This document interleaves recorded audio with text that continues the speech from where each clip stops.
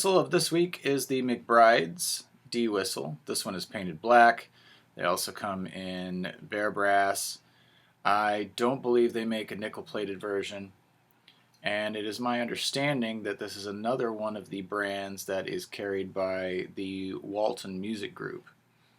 So essentially it's a Walton's little black whistle, except it is brass. It's not an aluminum body.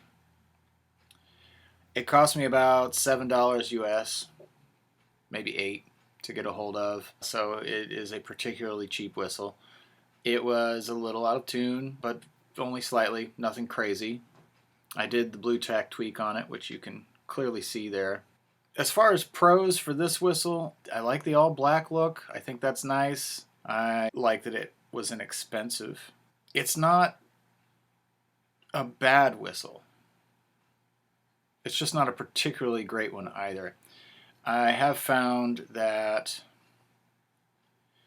it has some interesting breath requirements. You can see it kind of has a rather large, wide windway. It's not particularly unfocused, but it is very wide. And so a lot of breath is hissing by, wasted breath that's not necessarily making music.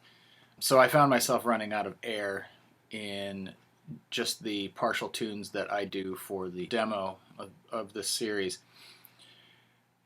That said, it also is a bit jumpy. And sort of like some of the Sasato clones, I've found that jumping between octaves, there are times when you get a weird overtone recorder buzz that is just really not pleasing to the ear. Overall, though, the tone's not bad. It's just a middle-of-the-road, halfway decent whistle for very cheap. An interesting thing about this McBride's whistle is I cannot seem to find where it's manufactured or by whom. I don't know if they're made in the US, if they're made in Ireland, if they're made in China.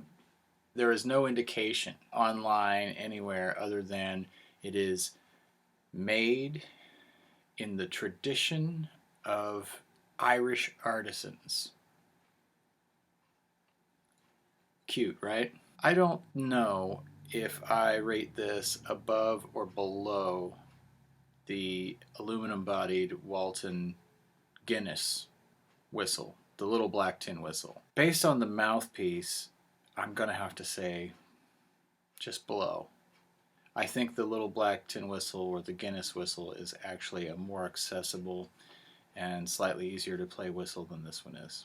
I think if one were to mitigate the problem with it having such a fat windway, that might actually take care of some of the jumpiness of the whistle. It could be maybe that a little thicker brass body would be good too. On the whole, is it a good beginner whistle? I mean, sure, why not? Not great, but you can certainly pick one up for $7 or $8. Learn to play some tunes on it. Learn to control your breath, because you're going to need to. Rights of Man was really hard to get through on this whistle. That was the McBride's painted brass D whistle. I look forward to seeing you next week when we play something entirely different.